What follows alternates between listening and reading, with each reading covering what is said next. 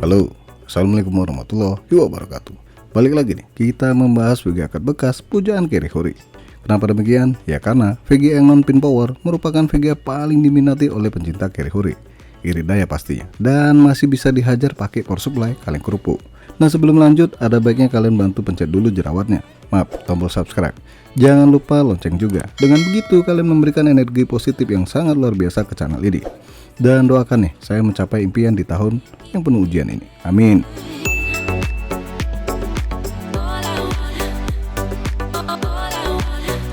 Nvidia GTX 1050 2GB DDR5 128 bit. Lahir pertengahan 2016 yang lalu, dan sekarang udah nggak ada lagi barunya. Sebenarnya VGA ini udah pernah saya bahas di forum internasional ya. Enggak dong, di channel ini maksudnya. Tapi ada beberapa game yang nggak masuk dalam uji coba macam PES 2023, Apex Legends, PUBG, dan Warzone.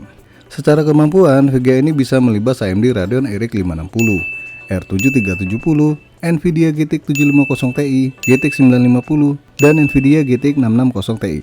Untuk harga bekasnya di rentang 700 hingga 800 ribu rupiah. Harga yang terbilang mirip-mirip dengan saudaranya yang masih belum tobat-tobat dan merasa masih kuat. Apalagi kalau bukan Nvidia GTX 750 Ti. Heran saya. Ini VGA kagak sadar-sadar ya. Udah banyak saudaranya yang lebih sakti di harga yang sama. Dianya masih songong. Sorry, kebawa emosi. Oke, kita lanjutkan uji coba nih. Kira-kira masih layak beli atau enggak? Ya silakan kalian nilai sendiri ya.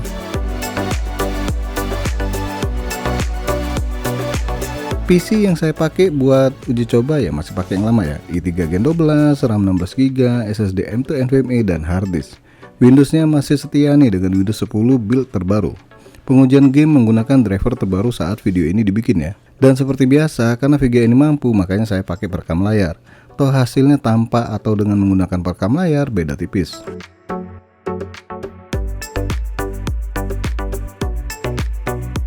PES 2023.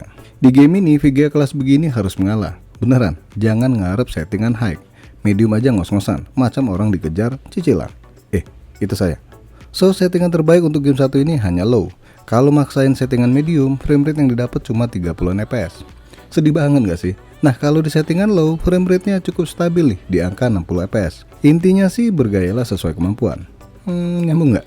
Maksudnya jangan maksain settingan, sesuaikan aja kemampuan VGA-nya. Kalau dipaksa, bikin sesak di dada.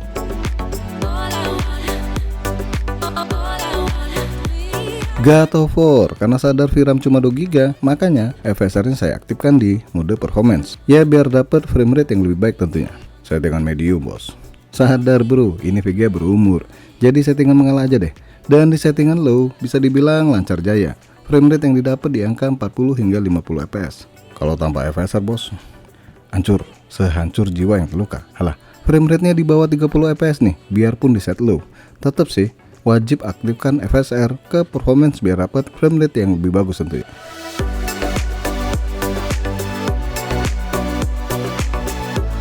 Need for Speed Heat, game yang bukan golongan baru ini, ya kita coba juga. Toh masih banyak yang suka game balap satu ini. Menurut saya settingan terbaiknya adalah low, tapi kalau mau main di settingan medium, ya silakan. Di settingan medium dapat framerate-nya di angka 30-an fps. Ya rada-rada ngeri ya.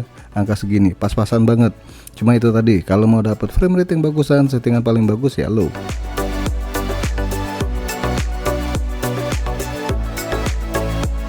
GTA 5 nggak mau maksa nih settingan very high. Ya nyadar sih, nggak songong kayak silot Chestplank. So saya main aman aja nih di settingan high, biar kata tua ini game nggak mau kelihatan rendah. Di settingan ini framerate yang dihasilkan masih tergolong baik nih di angka 70 hingga 80 fps. Sekali-kali tembus di atas 100 fps ya.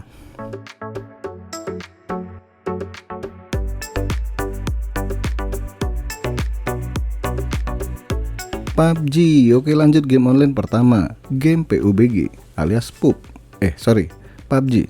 Nah di sini main aman lagi nih, kita main settingan low dengan DirectX 12 enable. Dan hasilnya nggak terlalu mengecewakan. Framerate-nya tembus di angka 40-an fps.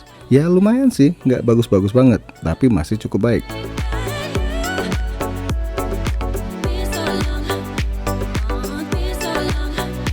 Apex Legends, lanjut game berikutnya. Game yang bau apek ini, Apex Legends maksudnya. Kalau di settingan high masih dapat framerate yang tergolong cukup nyaman nih, di angka 30 hingga 40 fps. Tapi kalau mau kencengan lagi tinggal pakai ikat pinggang. Halah, maksudnya settingannya diturunin ke low aja nih. Dan frame rate-nya tembus di angka 60-an fps.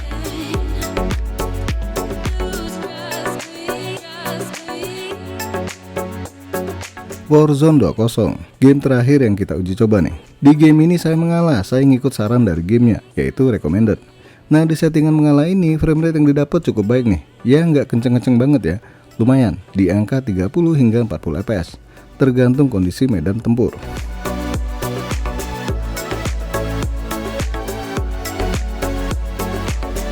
Valorant, nah game ini udah saya coba di video sebelumnya, tapi kita tes ulang ya. Di settingan low, frame rate yang didapat cukup tinggi nih, 200 fps lebih, karena memang game ini CPU bond. Tapi kalau di settingan high, frame rate-nya kepotong separuhnya. Yap, di angka 100 fps lebih. Tetap kenceng sih fps segini. Gimana lagi coba yang dapat frame rate sekenceng ini kalau bukan Valorant.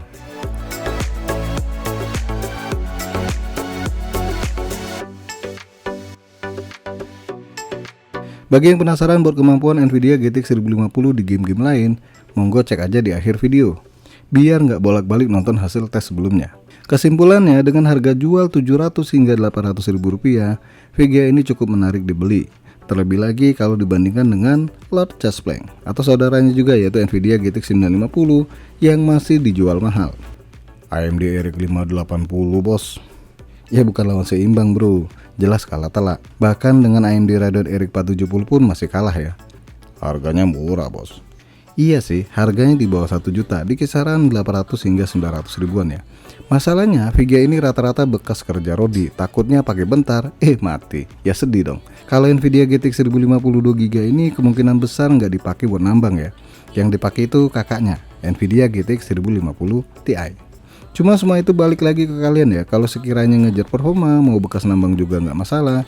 Pilihan baiknya di rentang harga segini ya jelasnya AMD Radeon RX 570 ataupun RX 580. Dengan catatan pakai power supply bagusan, jangan kaleng kerupuk, dan pastinya VGA ini boros. Kalau ngejar irit daya, masih bisa pakai power supply bawaan casing dan masih bisa diandalkan buat bergaming ria walaupun settingan mengalah, ya Nvidia GTX 1050 pilihannya. Oke guys, sampai di sini aja dulu bahasan Nvidia GTX 1050 2GB di tahun 2023 ini. Jangan lupa untuk bantu support channel ini dengan cara subscribe, like, dan share. Makasih udah mampir di NK Channel.